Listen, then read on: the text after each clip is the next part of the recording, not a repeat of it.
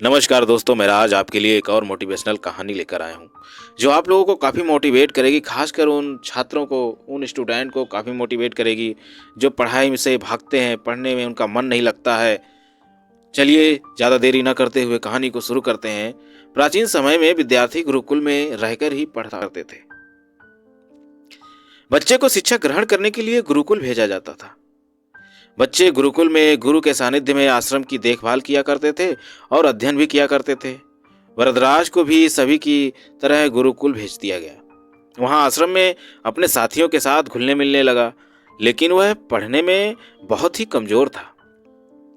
गुरुजी की कोई भी बात उसके बहुत कम समझ में आती थी। इस कारण सभी के बीच वह उपहास का कारण बनता है।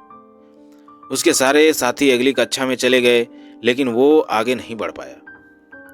गुरुजी ने भी आखिरकार हार मानकर बोले, बेटा वरदराज, मैंने सारे प्रयास करके देख लिए हैं। अब यही उचित होगा कि तुम यहाँ अपना समय बर्बाद मत करो, अपने घर चले जाओ और घर वालों की काम में मदद करो।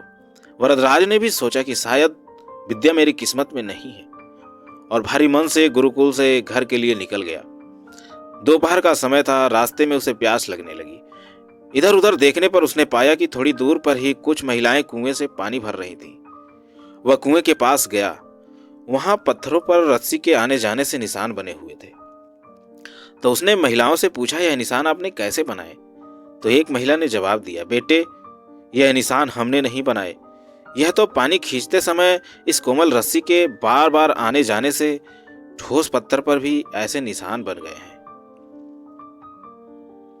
वरदराज सोच में पड़ गया।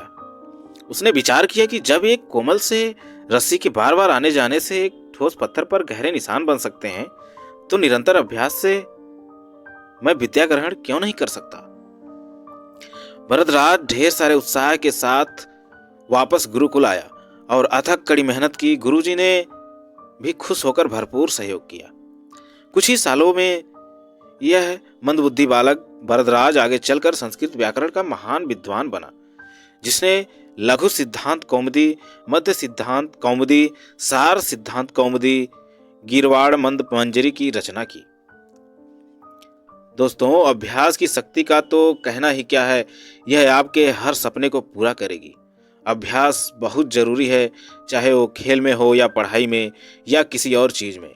बिना अभ्यास के आप सफल नहीं हो सकते हो। अगर आप बिना अभ्यास के केवल किस्मत के भरोसे बैठे रहोगे, तो आखिर में आपको पछतावे के सिवा और कुछ हाथ नहीं लगेगा। इसलिए अभ्यास के साथ धैर्य, परिश्रम और लगन रखकर आप अपनी मंजिल को पाने के लिए जुट जाएं। बस आज के लिए इतना ही। तब तक के लिए अपना ख्याल रखिएगा। धन्यवाद। नमस्कार। जय हिंद।